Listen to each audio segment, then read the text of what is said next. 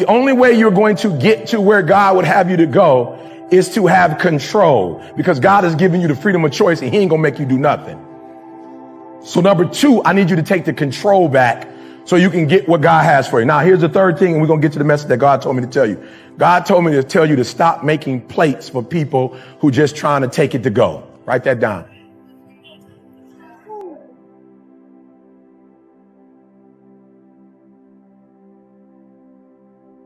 Listen to me very closely. My grandma taught me when I was young. My grandma had 14 kids who all had kids. You can eat as much food as you want at the house. But if I swear, if one of y'all little jokers take something out this house, you get in the business in front of your mama. Don't take no food out my house. You can eat as much as you want when you here, but do not pack a plate. And most of y'all running with people who, when you fix food, they come to your house and take it to go plate. They don't bring nothing. They not trying to help you. All they in your life to do is take. And you wondering why your life messed up, because you with takers. You done made a whole spread and they just coming in. They can't even say, they don't have the decency to say hi and thank you. God told me to tell you, your life gonna go to a whole nother level if you just get rid of folks who bring it in to go containers. Oh, I wish they could catch me. I wish you could catch up to what I'm saying. You not honoring your craft. You're not honoring your beginnings. Everything I needed to learn to do what I'm doing right now, everything I needed to do to become the #1 motivational speaker in the world, I passed all those guys that don't look nothing like me. I passed those dudes, all of them who grew up in a two-parent background, all of them who had money. I passed all of them. Why? Because of what I learned in the GED program. See, mama can't, there's certain things when you're privileged that mama can buy you, but you can't buy grit, and you can't buy grind, and you can't buy resilience, and you can't buy heart, and you can't buy that dog. I got this dog for being homeless. I got this dog from being homeless. I got this dog from teaching kids who was in the hood how to understand math when they didn't. I taught them boys how to read, and I had to do it over and over and go home and do it over and over and over and over. And I did it for 3 or 4 years, and I ain't make no money. So when I'm getting paid now, I got that dog. I'm getting paid now because the homelessness didn't break me. The trash cans didn't break me. And the reason why people love me today is not because I'm a great speaker, but they all say how humble I am. I ain't humble. I was broken. My God. I ain't humble. I got broke. You can't be arrogant when you know you used to go to church stinking because you was homeless and you weren't brushing your teeth. I got humbled. I got humbled when you eating out of trash can. I got humbled. I'm trying to tell you, God gave you a gift. So what? You got to use it in church for right now. So what? You got to do it for free right now. It ain't always going to be free, Joseph. It ain't always going to be free, Joseph. Your brothers you ain't going to always be under your brothers, Joseph. One day they going to bow down to you, Joseph. So you got to start in Potiphar's house. You got to start in the prison. But one day, you're going to listen to me very closely. One day, you will do the exact same thing. You just will do it on a bigger level. Go back and read the Bible. Joseph didn't do anything different than he did in Potiphar's house. He didn't do anything different in prison. He did the exact same work. But because he used what God gave him. So do me a favor. Some of y'all in this room, you left daddy and you need to come back home. Listen to me. The reason why I'm telling you to come home is because you left daddy and you ain't no better off when you left. Ain't nothing happening in your life that should keep you from coming back to the home other than somebody being real with you and telling you get your butt back home. So there's a group that you were church. You were. And you left God because you wasn't feeling the trainer.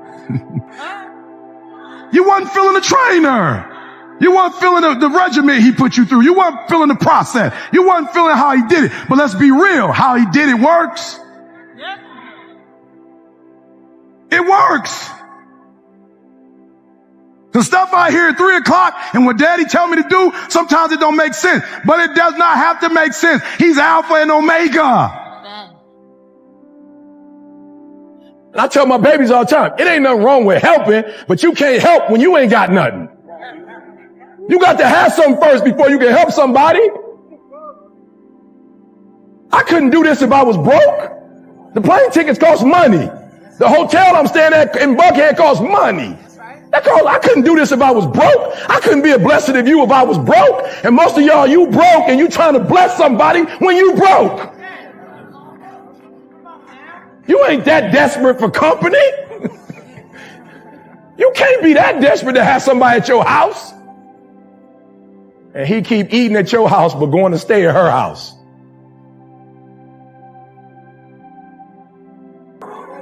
I'm just trying to help somebody.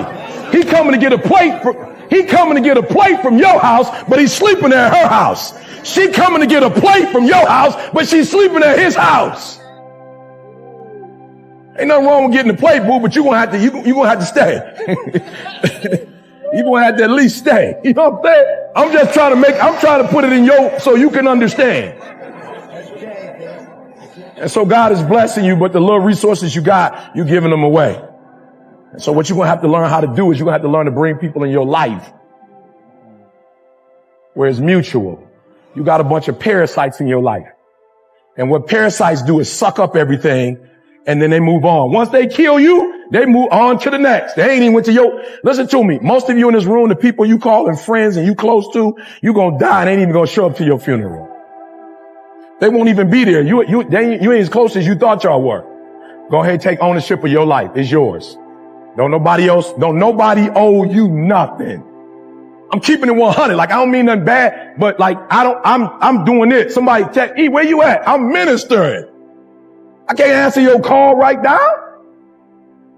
I don't talk to you for a month. Like, you got two types of friends. You got one group, you don't talk to them for a month because you grinding, and they like, oh, he grinding. You got the other group, why he ain't called me? I'm like, what? You ain't called, you just, what's going on? You a taker. At no point did you pray. Source is not your job. The source is not your man. The source is not your degree. The source. That's why I don't really do that Dr. Thomas stuff. I ain't trying to not be, you know what I'm saying? I ain't trying to be big. I'm like, I just want to be careful because some people, Dr. Thomas, like, I ain't mad if that's what God told you to say, but I'm just not trying to take God's credit. Like, cause God been blessing me all this time. And some people say doctor, like he made it. No, I made it before. I made it when God said I made it. I made it alone. I made it with the GED. I had made it. I made it when I was homeless. I made it. Why? Cause God said, you are a son. You my child. You ain't got to do nothing else. You ain't got to get a degree. You ain't got to do nothing. You my son because you my son. And I'm just going to bless you because the rain falls on the just as well as the unjust. You ain't got to do nothing for me to love you. You ain't got to do nothing for me to hook you up. You my daughter. You enough. You enough. That's why you done ran through 4 men, because you don't know you enough without a man. You enough. If you never get married, you enough. If you never pass that law degree, you enough. If you never become a doctor, you enough. If you never get married, you enough. If you never have a child, you are enough like you are. And that's why God created you. You are enough. And God say, come on home so I can take care of you. You got these no good Negroes taking care. Let me take care of you. You worry about some job. They killing you. And you go into that job like you a slave. God said, let me take care of you. I gave you a gift. Your gift will make room for you. I gave you a gift. You ain't got to run up behind them. They gonna run you in the grave. You ain't gonna have no time with your family and your kids. Let me take care of you, baby. I created you. They did. Let me take care of you.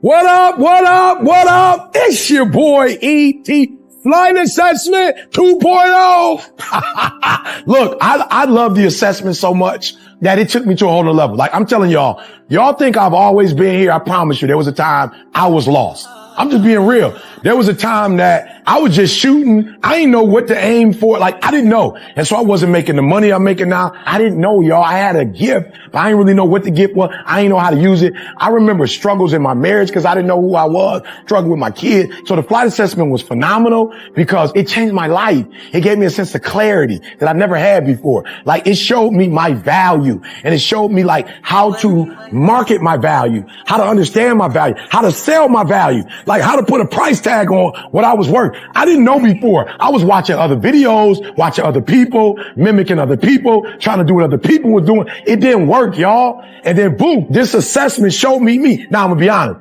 While I love the assessment, it was on some PhD stuff. Like, it was like an advanced degree. So I took the flight assessment 2.0 and simplified it for you. Flight assessment now is a pilot, a flight attendant, a ground crew, air traffic control. Like, I simplified it with symbols and words that you can understand so that you can immediately take it and boom, and do something with it. You're going to be able to use it immediately. You're going to figure out who you are, why you tick, what you do. And then you're going to be able to boom, take who you are and what you do and put it in the marketplace and make money. Listen to me very closely. Not only are you going to figure out who you are, you're going to figure out who everybody around you is. And guess what? You're going to slow life down. You're going to slow the game down, and you're going to be able to do and be and have stuff you've never had before. So do me a favor. Listen to me. In 15 minutes, your whole life is going to change. Like, I revamped the whole thing. I made the investment. I studied this thing for 5-6 years. I studied you. I got it, y'all. I got it. It's going to take 15 minutes. And in 15 minutes,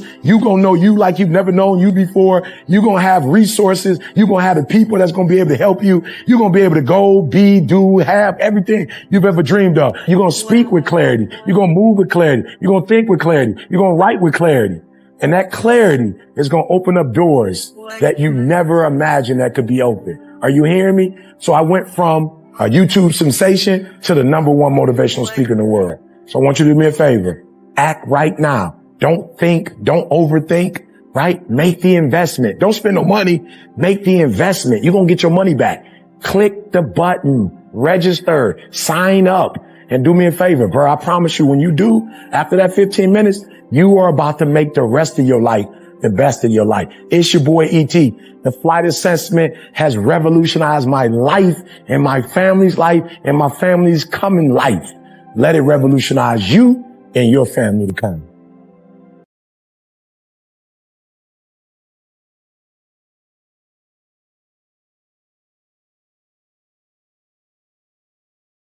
Hello guys, today I'm gonna talk about control yourself, understanding your challenges. Today is paced world. Control have become increasingly prevalent. From the process of work is constant compression of information through technology. Our minds are often under siege. There are many factors can contribute the control issues. State terminal, genetics and environmental factors all are play role. Though discover can manifestly a different ways after individual thoughts, emotions and behaviors. It feel like I was continuously battling with a own mind. I didn't understand what was happening to me. Taking off your control is just important as taking care of your physical health. It's essential to prioritize self-care and seek help when need. A group of people smiling and supporting each other. Together we can overcome the enemies of control and the mind. Build your compassionately and understanding society.